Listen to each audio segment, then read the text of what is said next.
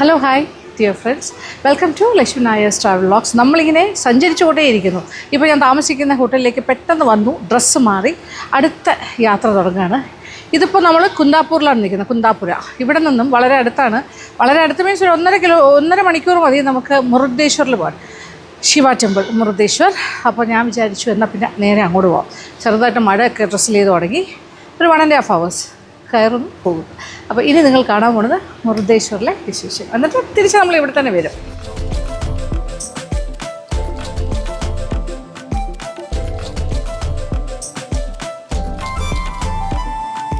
On the way beautiful beach സൈഡിലൂടെയാണ് നമ്മൾ side. ഇത് ട്രാസി ബീച്ച് കണ്ടില്ലേ, ഇങ്ങനെ ഇടയ്ക്കിടയ്ക്ക് കല്ലടുക്കിയിരിക്കുന്നത്, അങ്ങനെ ഒരു പാറ്റേൺ പോലെ. പക്ഷെ ഇപ്പോൾ മഴ ആയതുകൊണ്ട് അങ്ങനത്തെ അധികാരം പോകാൻ സാധ്യതയില്ല. നല്ല മഴ വന്നു ഓൺ ദ വേ. ഇവിടെയൊക്കെ ഇങ്ങനെ മഴ ആയിക്കൊണ്ടിരിക്കുന്നു. ഇവിടെയൊക്കെ ഇറങ്ങാൻ തോന്നുന്നു, ആൾക്കാരൊക്കെ ഇറങ്ങി നിൽക്കുന്നു. എന്തായാലും ഇവിടെ വരുന്നുണ്ട് നമ്മൾ.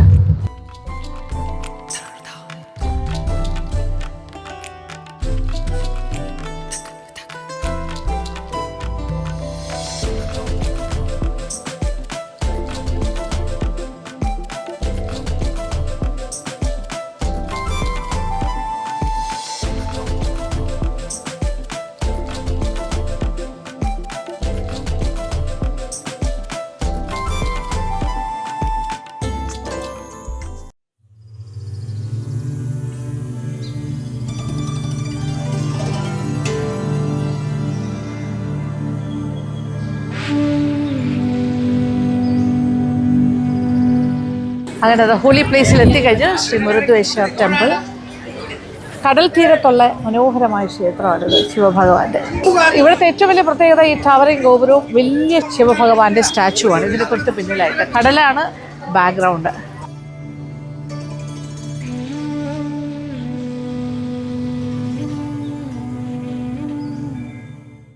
ഇവിടെ ഗോപുരത്തിൻ്റെ മേളിൽ വരെ പോകാൻ ലിഫ്റ്റിൽ ഇവിടെ നിന്ന് ടിക്കറ്റ് എടുക്കണം, 30 rupees. ഇന്ത്യയിലെ കർണാടക സംസ്ഥാനത്തെ ഉത്തര കന്നഡ ജില്ലയിലെ ഒരു പട്ടണമാണ് മുരുദേശ്വർ. ലോകത്തിലെ ഏറ്റവും ഉയരം കൂടിയ 3ാമത്തെ ശിവപ്രതിമയും മുരുദേശ്വർ ക്ഷേത്രവും ഇവിടെയാണ്. മംഗലാപുരം മുംബൈ കൊങ്കൺ റെയിൽവേ റൂട്ടിൽ ഈ പട്ടണത്തിന് ഒരു റെയിൽവേ സ്റ്റേഷനുമുണ്ട്. രാവിലെ 6 മണി മുതൽ ഉച്ചയ്ക്ക് 1 മണി വരെ ആ ക്ഷേത്രത്തിൽ ദർശനം നടത്താൻ സാധിക്കും. അത് കഴിഞ്ഞാൽ 3 മണി മുതൽ രാത്രി 8:30 വരെയാണ്. ക്ഷേത്രം പൂർണ്ണമായും നവീകരിച്ചിട്ടുണ്ട്. എന്നാൽ ശ്രീകോവിൽ ഇപ്പോഴും ഇരുണ്ടതും ശാന്തത നിലനിർത്തുന്നതുമാണ്. പ്രധാന പ്രതിഷ്ഠ ശ്രീ മൃദേശ ലിംഗമാണ്. മുരുദേശ്വര എന്നും അറിയപ്പെടുന്നു. ഈ ലിംഗം യഥാർത്ഥ ആത്മലിംഗത്തിന്റെ ഒരു ഭാഗമാണെന്നും ഭൂനിരപ്പിൽ നിന്നും ഏകദേശം 2 അടി താഴെയാണെന്നുമാണ് വിശ്വസിക്കപ്പെടുന്നത്. അഭിഷേകം, രുദ്രാഭിഷേകം, രഥോത്സവം തുടങ്ങിയ പ്രത്യേക സേവനങ്ങൾ അനുഷ്ഠിക്കുന്ന ഭക്തർക്ക് ശ്രീകോവിലിന്റെ ഉമ്മറത്ത് നിന്ന് ദേവനെ ദർശിക്കാം. നല്ല തിരക്ക്. കടൽ, അറേബ്യൻ സീ ഇത് ചുറ്റപ്പെട്ട് കിടക്കുകയാണ്. അറേബ്യൻ സീയുടെ തീരത്താണ്. ഇറങ്ങി തള്ളി പോവാണ്. No it's 1 o'clock. അവിടെ ക്ലോസ് ചെയ്തു. ഇനി 3 മണിക്കേ ഓപ്പൺ ആവുള്ളൂ. നമ്മൾ രക്ഷപ്പെട്ടു, അകത്ത് കയറാൻ പറ്റും. അകത്ത് ക്യാമറ അലൗഡല്ല. നമ്മൾ പ്രാർത്ഥിച്ചിട്ട് വരും. അപ്പം എല്ലാവർക്കും വേണ്ടി പ്രാർത്ഥിക്കുന്നുണ്ടാവും. ബാക്കിൽ 14 നിലയാണ് ആ ഗോപുരം. അവിടെ ലിഫ്റ്റിൽ ആ മേളിൽ വരെ കൊണ്ടുപോകും. പക്ഷേ ടൈമിംഗ് ഉണ്ട്. ഒരു 12:45 ക്ലോസ് ചെയ്യും. പിന്നെ 3 മണിക്ക് ഓപ്പൺ ആവുള്ളൂ. അറേബ്യൻ കടൽ, വെസ്റ്റേൺ ഗാട്ട്സാൽ ചുറ്റപ്പെട്ട മുരുദേശ്വർ ടെമ്പിൾ, മെയിൻ ടെമ്പിൾ. ആ സ്വർണ്ണ ഗോപുരം കാണുന്നുണ്ടല്ലോ, ഇതിവിടുത്തെ കയറുന്ന ആ സമയത്ത് വലിയ ഗോപുരം, 14 നില. ഇനി അങ്ങോട്ട് കയറി കഴിഞ്ഞാൽ ബിഗ് സ്റ്റാച്യു ഓഫ് ശിവ. രാത്രി ഇവിടെ ലൈറ്റ് ആൻഡ് സൗണ്ട് ഷോ ഒക്കെ ഉണ്ട്. അപ്പോൾ ഈ ഗോപുരമൊക്കെ ലൈറ്റപ്പ് ചെയ്ത് ഭയങ്കര ഭംഗിയായിരിക്കും ഈവനിങ് ടൈമിൽ വന്നാൽ. ആഫ്റ്റർ 6 മഴ, ചെറിയ ചാറ്റൽ മഴ. ഈ ഒരു ക്ഷേത്രത്തിൻ്റെ ഒരു സ്പിരിച്വാലിറ്റിക്കൊപ്പം തന്നെ ഒരു എത്രിയൽ ഫീലാണ്. പ്രകൃതിയും മനുഷ്യനും ദൈവങ്ങളും ഒന്നിക്കുക എന്നൊക്കെ പറയില്ലേ, അതുപോലെയാണ് ഈ ഒരു സ്ഥലം. കുറച്ച് മഴയും നനഞ്ഞ കുറച്ച് ശിവഭഗവാനിൻ്റെ അമ്മേ.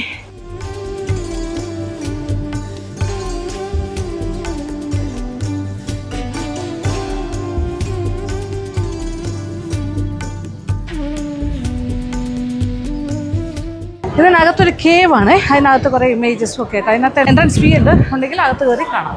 ട്രിവാൻഡ്രത്ത് നമുക്ക് ആഴിമല ക്ഷേത്രമുണ്ട്, അവിടെ ഇതുപോലെ വലിയ സ്റ്റാച്യു ഉണ്ട്. അതിനകത്തേക്ക് പോയാൽ ഒരു കേവ് ടെമ്പിൾ പോലെ കുറേ കാര്യങ്ങളുണ്ട്. മുരുടേശ്വർ ടെമ്പിളിൻ്റെ ഐതിഹ്യവും കാര്യങ്ങളും ഒക്കെയാണ് ഇവിടെ പിക്ചറൈസ് ചെയ്ത് വെച്ചിരിക്കുന്നത്.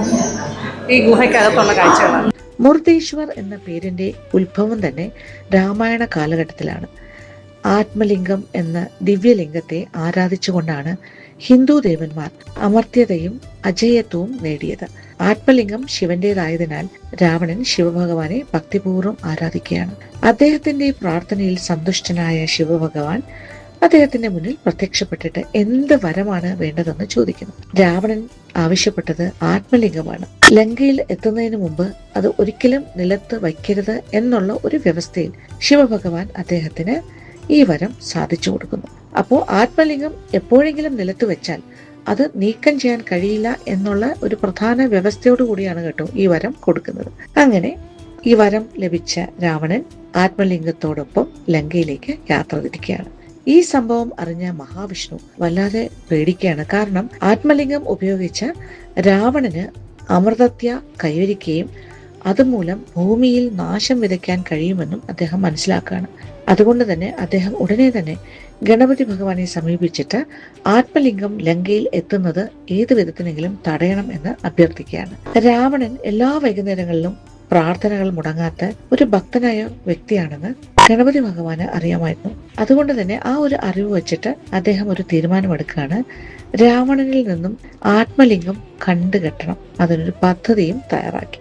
അതിൻ പ്രകാരം രാവണൻ ഗോകർണത്തോട് അടുക്കുമ്പോൾ വിഷ്ണു ഭഗവാൻ സൂര്യനെ മറയ്ക്കുകയാണ്. അങ്ങനെ ഒരു സന്ധ്യാപ്രതീതി ഉളവാക്കുന്നു. അതായത് സന്ധ്യയോട് അടുത്തു എന്ന് രാവണന് തോന്നി. രാവണന് അപ്പോൾ തന്നെ വൈകുന്നേരത്തെ പൂജ മുടക്കാൻ പാടില്ലല്ലോ. അദ്ദേഹത്തിന് വല്ലാണ്ട് വിഷമമായി. അതേസമയം കൈകളിൽ ആത്മലിംഗം ഇരിക്കുകയാണ്. ആത്മലിംഗങ്ങൾ കൈകളിൽ ഉള്ളതിനാൽ ആചാരങ്ങൾ ചെയ്യാൻ കഴിയില്ലല്ലോ. അദ്ദേഹം അങ്ങനെ വിഷമിച്ച് നിൽക്കുന്ന ഈ ഒരു സമയത്ത് ഒരു ബ്രാഹ്മണ ബാലന്റെ വേഷത്തിൽ ഗണപതി ഭഗവാൻ അദ്ദേഹത്തിന്റെ അരികിലൂടെ പോവുകയാണ്. തന്റെ കർമ്മങ്ങൾ നിർവഹിക്കുന്നതുവരെ ഈ ആത്മലിംഗം ഒന്ന് സൂക്ഷിച്ച് കൈകളിൽ പിടിച്ചു വയ്ക്കുമോ എന്ന് രാവണൻ ഈ ഒരു കൊച്ചു ബ്രാഹ്മണ ബാലനോട് അഭ്യർത്ഥിക്കുകയാണ്. അത് ഒരു കാരണവശാലും നിലത്ത് വയ്ക്കരുതെന്നും ആവശ്യപ്പെട്ടു. രാവണനെ 3 തവണ താൻ വിളിക്കുമെന്നും ആ സമയത്തിനുള്ളിൽ രാവണൻ തിരിച്ചെത്തിയില്ലെങ്കിൽ ആത്മലിംഗത്തെ നിലത്ത് വയ്ക്കുമെന്നും ആ ബ്രാഹ്മണ ബാലൻ പറയുന്നു. എന്നാൽ സന്ധ്യാവന്ദനമെല്ലാം കഴിഞ്ഞ് രാവണൻ തിരിച്ചെത്തുമ്പോൾ കാണുന്ന കാഴ്ച ആ കൊച്ചു ബാലൻ, അതായത് ബ്രാഹ്മണ ബാലന്റെ വേഷത്തിലുള്ള ഗണപതി ഭഗവാൻ തന്നെയാണ്. അദ്ദേഹം ആത്മലിംഗം നിലത്ത് വെച്ചിരിക്കുകയാണ്. വിഷ്ണു ഭഗവാൻ ആ സമയമായപ്പോഴേക്കും അദ്ദേഹം സൂര്യഭഗവാനെ മറച്ചിരുന്ന ആ മറയും അങ്ങ് മാറ്റി. അപ്പോൾ വീണ്ടും ആ സന്ധ്യ മാറി നല്ല വെളിച്ചം വന്നു. താൻ കബളിപ്പിക്കപ്പെട്ടു എന്ന് മനസ്സിലാക്കിയ രാവണൻ ആത്മലിംഗത്തെ വേരോടെ പിഴുതെടുക്കാനും നശിപ്പിക്കാനുമാണ് ശ്രമിച്ചത്. രാവണന്റെ ബലപ്രയോഗത്താൽ ആത്മലിംഗത്തിന്റെ ചില കഷ്ണങ്ങൾ ചിതറിപ്പോയി. ആത്മലിംഗത്തിൽ നിന്നും പല പല കഷ്ണങ്ങൾ പല ഭാഗത്തേക്കും തെറിച്ചു പോവുകയുണ്ടായി. ഒടുവിൽ അതിന്റെ ഒരു ഭാഗം, അതായത് ആത്മലിംഗത്തെ ആവരണം ചെയ്തിരുന്ന തുണി കുന്തകഗിരിയിലെ, അതായത് കുന്തക കുന്ന് മൃദേശ്വർ എന്ന സ്ഥലത്തേക്ക് എറിഞ്ഞു. മൃദേശ്വറിന്റെ പേര് മുരുടേശ്വർ എന്ന് പുനർനാമകരണം ചെയ്തു. അവിടെയാണ് ഇപ്പോൾ നിൽക്കുന്ന ഈ ഒരു ക്ഷേത്രം. 3 വശങ്ങളും കടലിനാൽ ചുറ്റപ്പെട്ട കുന്തക കുന്നിലാണ് മുരുടേശ്വര ക്ഷേത്രം നിർമ്മിച്ചിരിക്കുന്നത്.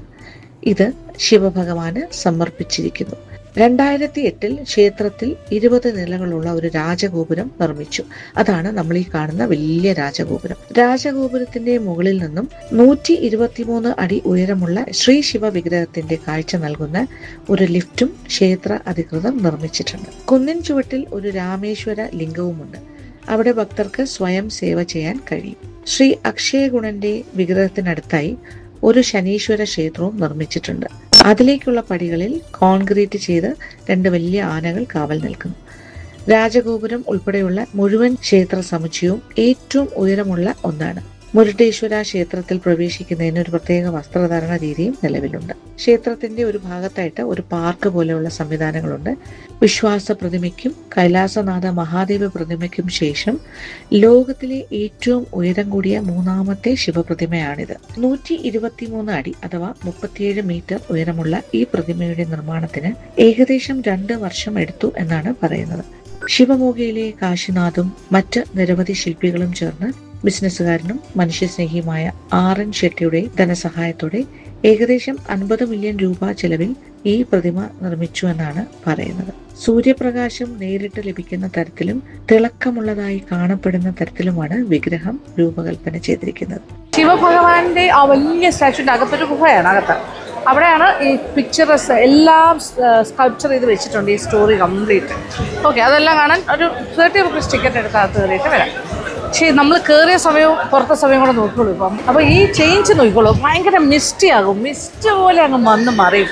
ഭയങ്കരമായ മഴ വന്നിട്ട് കടലൊന്നും ഇപ്പോൾ കാണാൻ പറ്റാത്ത രീതിയിലുള്ളൊരു അനുഭവമായി കഴിഞ്ഞു. ഡിഫറെൻ്റ് ഒരു മോഡിലേക്ക് പോയി. ഇപ്പം നോക്കിയേ, മൃഗേശ്വർ ഗോപുരം, ടവർ, നന്ദി, താഴെ അറേബ്യൻ സീ എല്ലാം കൂടി ആ ക്ഷേത്രത്തിൻ്റെ ഗോപുരം, ഗോൾഡൻ ടവേഴ്സ്. ഇതൊരു ഭയങ്കര പിക്ചറസ് ഒരു ട്രാങ്കുലിറ്റി കിട്ടുന്നൊരു സ്ഥലമാണ്. ഒരു spiritual aboard of Lord Shiva. പറഞ്ഞറിയിക്കാൻ വയ്യാത്ത സന്തോഷമാണ് ഇവിടെ വരുമ്പോൾ. നല്ല പോസിറ്റിവിറ്റി. ധാരാളം ആൾക്കാർ കേരളത്തിൽ നിന്ന് വരുന്നുണ്ട് ഇവിടെ. ടെമ്പിൾ ടൂറിസവുമായി ബന്ധപ്പെട്ട ഒരുപാട് പാക്കേജസ് ഉണ്ട്. ആൾക്കാർ ഗ്രൂപ്പായിട്ട് വരാറുണ്ട്. ഒരുപാട് മലയാളികളെയും ഞാനിവിടെ വെച്ച് കാണുന്നു. എന്തായാലും ഇവിടെ വരാൻ പറ്റിയത് വലിയ ഭാഗ്യം. ഇനി ഇവിടുന്ന് പതുക്കെ നമ്മൾ താഴേക്ക് നടക്കാം. മഴ ഒന്ന് പറയാൻ ഞാൻ വെയിറ്റ് ചെയ്യാണ്. കുടയൊന്നും എടുത്തിട്ടില്ല, കുറേ നനയുകയും ചെയ്തു. കാറ് താഴെ ഇവിടെ കൊണ്ടുവന്നിട്ടുണ്ട്, അവിടെ പോയി കാണാം.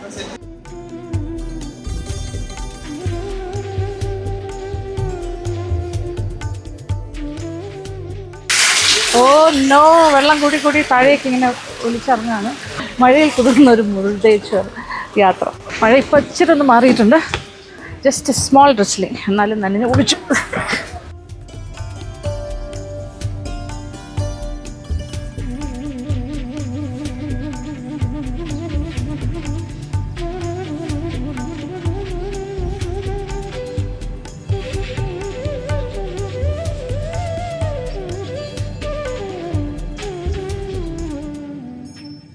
മഴ നനഞ്ഞ് മേക്കപ്പ് എല്ലാം ഒലിച്ചു പോയി. ഓക്കെ, നമുക്ക് കാമത്ത് ഗ്രൂപ്പ് റെസ്റ്റോറൻറ്റ്. ഇത് അവരുടെ ഒരു റെസ്റ്റോറൻ്റാണ്. ടെമ്പിളിൻ്റെ അടുത്ത് തന്നെയാണ്, ഹൈവേയിൽ. AC-യുടെ അകത്ത് കയറി നമ്മൾ. നോൺ AC ഉണ്ട്. ഇതൊരു പഴയ റെസ്റ്റോറൻ്റാണ് കേട്ടോ, പഴയ ഷോപ്പിൻ്റെ. ഇത് പല സ്ഥലത്തുണ്ട്. അവർക്ക് കാമത്ത് റെസ്റ്റോറൻറ്റ് പൂനാവ് 70s അവരുടെയൊക്കെ സ്റ്റാർട്ടിങ്. കമ്മത്തിൻ്റെ സ്പെഷ്യൽ താലി മീൽസ് പറയാം. ഓക്കെ, അത് 225 ആണ്. Normal south Indian meals 185. Kamath special meals 225. അതിലെന്തൊക്കെ വരാമെന്ന് വെച്ചാൽ ചപ്പാത്തി, സ്പെഷ്യൽ മീൽസിൽ chapati, roti, dal fry, veg south bhaji, paneer curry, rasam, veg biryani, plain rice, sweet അത് വേണ്ട. അപ്പം സൗത്ത് ഇന്ത്യൻ മീൽസ് മതി. അതാകുമ്പോൾ 2 ഓക്കെ ബജി ഉണ്ട്, sambar, rasam, plain rice, curd, sweet, 2 chapati, papad pick. Okay, തീൻ സൗത്ത് ഇന്ത്യൻ. ഒരു കാമത്ത് സ്പെഷ്യൽ മേടിച്ച് നോക്കട്ടെ എങ്ങനെയുണ്ട്. അതിൽ ബിരിയാണി, പുലാവ് എക്സ്ട്രാ, വെജ് ബിരിയാണി കൂടി ഉണ്ട്. പിന്നെന്താ, chapati or roti, dal fry, veg south bhaji, paneer curry ഉണ്ട്, rasam, veg biryani, sweet, curd, papad, pick, മറ്റൊന്നും ഇത് തമ്മിൽ ചെറിയൊരു വ്യത്യാസമേ ഉള്ളൂ. സൗത്ത് ഇന്ത്യൻ മീൽ എന്ന് പറഞ്ഞാൽ വെജ് ബിരിയാണി ഉണ്ടാവില്ല, പനീർ ഉണ്ടാവില്ല, ബാക്കിയെല്ലാം ഞാൻ അത് പറയുന്നത് നിങ്ങൾക്കും കൂടി കാണാനാണ്. ഇവിടെ ചൈനീസും പഞ്ചാബി താലിയും ഉണ്ട് കേട്ടോ, പഞ്ചാബി താലി. This is south Indian. South Indian meals എങ്ങനെയാണ് വരുന്നത്, സ്പെഷ്യൽ എങ്ങനെയാണ് വരുന്നത് നോക്കാം. ഇതാ വരുന്നത് സ്പെഷ്യൽ. അതിന് എക്സ്ട്രാ വരുന്നത് വെജ്, ഒരു ബിരിയാണിയും കൂടി വരും, വെജ് ബിരിയാണി എക്സ്ട്രാ. ബാക്കി എല്ലാം almost same. Yes, same. Paneer curry എന്നൊക്കെ പറഞ്ഞാൽ അത് കണ്ടില്ല. Okay, same just extra biryani. അതിനൊരു ഇത് 210, അത് 185. അത്ര 25 രൂപയുടെ വ്യത്യാസം. ഒരു സ്വീറ്റ് ഉണ്ട് കേട്ടോ, പായസം ഉണ്ട്, ഗാസി ഉണ്ട്, പിന്നെന്താ സാമ്പാർ, രസം, പിന്നെ പൊരിയൽ പോലെ. അതിന് ഇവർ പറയുന്നത് പല്ലിയ തോരൻ മാതിരി, മിക്സ് കറി, ബട്ടർ മിൽക്ക് നല്ല കേട്ടോ, വെറുതെ വെള്ളം പോലെ ഒന്നും അല്ല, നല്ല മോര്. ഒരു എക്സ്ട്രാ മൂസമ്പി ജ്യൂസ് പറഞ്ഞിട്ടുണ്ട് കേട്ടോ, ഐസ്. അടിപൊളി ഫ്രഷ്. ചപ്പാത്തിയിൽ നിന്ന് തുടങ്ങുന്നു,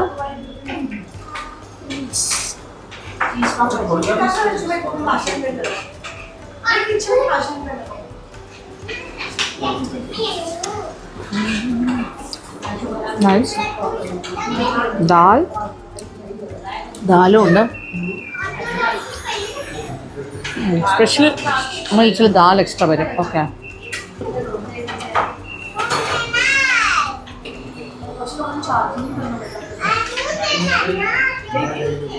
അടിപൊളി. ഞാനെല്ലാം ചപ്പാത്തി വെച്ച ടേസ്റ്റ്.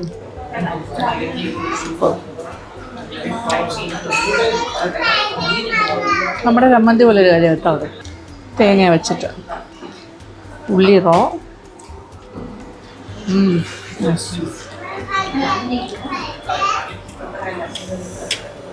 ഇനി ചോറ് സാമ്പാർ. Oh my God.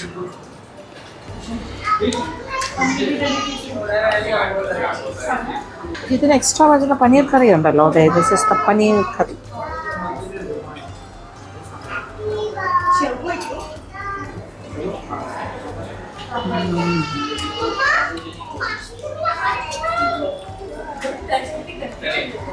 ദാലും ഉണ്ട്, പനീറും ഉണ്ട്.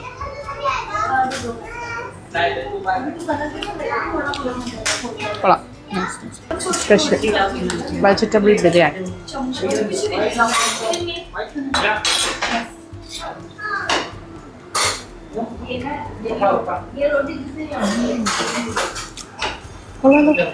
ഒരു ടേസ്റ്റ്.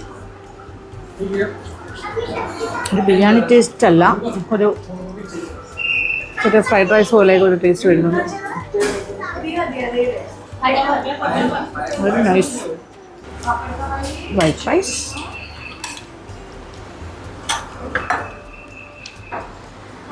പായസം എടുത്ത് വെളിയിൽ വെക്കുന്നു.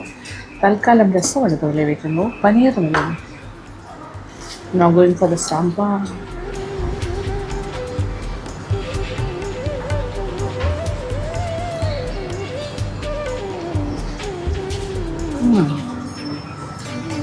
ഈ സാമ്പാർ ഡിഫറെൻ്റ് ആണ്. മധുരമുള്ള ഉടുപ്പി സാമ്പാറല്ല, പക്ഷെ എനിക്കതാ കൂടുതൽ ഇഷ്ടം, ഉടുപ്പി സാമ്പാർ. പക്ഷെ ഇത് നല്ല സാമ്പാർ. രസം.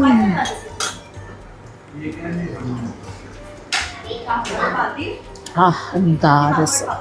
രസം ഭയങ്കര ടേസ്റ്റ്. രസം വിത്ത് പപ്പടം എനിക്കിഷ്ടമാണ്. ഇവിടുത്തെ പപ്പടം സെറ്റ് ഒരു ഓറഞ്ച് റെഡ് കളറിലൊക്കെ ഇരിക്കുന്നത് ചില സ്ഥലത്ത്. വ്യത്യാസമുണ്ട്. ഈ ചമ്മന്തി പോലത്തെ സംഭവം.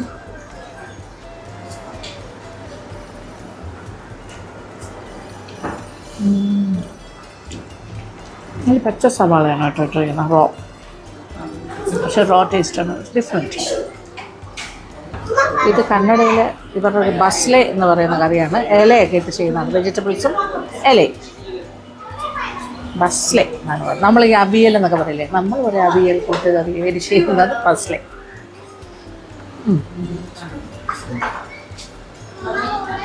പിന്നെ കുറച്ച് തൈരാവാം.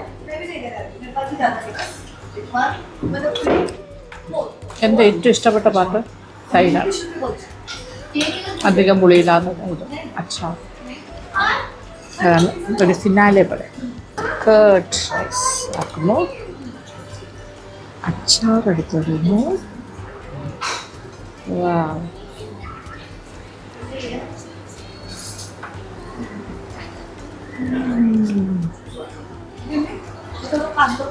ഇത് കറക്റ്റാണ്, ഓവറല്ല. ഇച്ചിരി ഉപ്പും കൂടി വേണം. പക്ഷെ എൻ്റെ അവസാന ഭാഗം എന്താ അറിയോ, പായസം.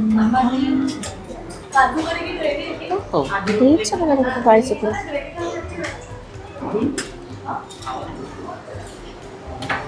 ഓഹോ ഡേറ്റ്സ് പായസം. എന്തായാലും അടിപൊളി, സൂപ്പർ പായസം. ഇങ്ങനെ കാമത്ത് റെസ്റ്റോറൻറ്റിൽ നിന്ന് ഒരു സൂപ്പർ വെജ് താലി വെജ്. അത് കാമത്ത് സ്പെഷ്യൽ. അതിന് എണ്ണയിൽ കഴിച്ച് സമാപിപ്പിച്ച് സന്തോഷമായി. തലയെല്ലാം നനഞ്ഞകത്ത് കയറി കൂടിയെല്ലാം അയച്ചിട്ടൊന്ന് ഉണങ്ങി വരുന്നു. കുഴപ്പമില്ല, ഉണങ്ങി തുടങ്ങി. അങ്ങനെ കാമത്ത് റെസ്റ്റോറൻറ്റ്. അപ്പോൾ ഇവിടുത്തെ വിശേഷങ്ങളൊക്കെ ഞാൻ അവസാനിപ്പിക്കട്ടെ. ഇന്നത്തെ നമ്മൾ മുരുദേശ്വറിലാണ്. ഇത് ഹൈവേയിൽ ഇറങ്ങി നിൽക്കുന്നൊന്നും ഉള്ളത്. അങ്ങോട്ട് നോക്കുക കാണാമല്ലോ, ടെമ്പിൾ പോകാൻ സ്റ്റാർട്ടിങ് അവിടെ നിന്നാണ്. വലിയ ഇത് ചെറുതായിട്ട് ഡ്രസ്സിൽ ചെയ്യുന്നുണ്ട് കേട്ടോ വീണ്ടും മഴ. അപ്പോൾ ഇന്നത്തെ വിശേഷങ്ങൾ ഇഷ്ടപ്പെട്ടു എന്നായിരിക്കുന്നു. അപ്പോൾ thank you so much, thank you for watching. അപ്പോൾ ഇനി തിരിച്ച് നമ്മൾ കുന്താപ്പൂരിലേക്ക് പോകുന്നു. കുന്താപ്പുര, ദാറ്റ് ഈസ് ഒരു 1.5 മണിക്കൂർ എടുക്കും. അപ്പോൾ കൂടുതൽ വിശേഷങ്ങളുമായി അടുത്ത വീഡിയോയിൽ കാണാം. അതുവരെ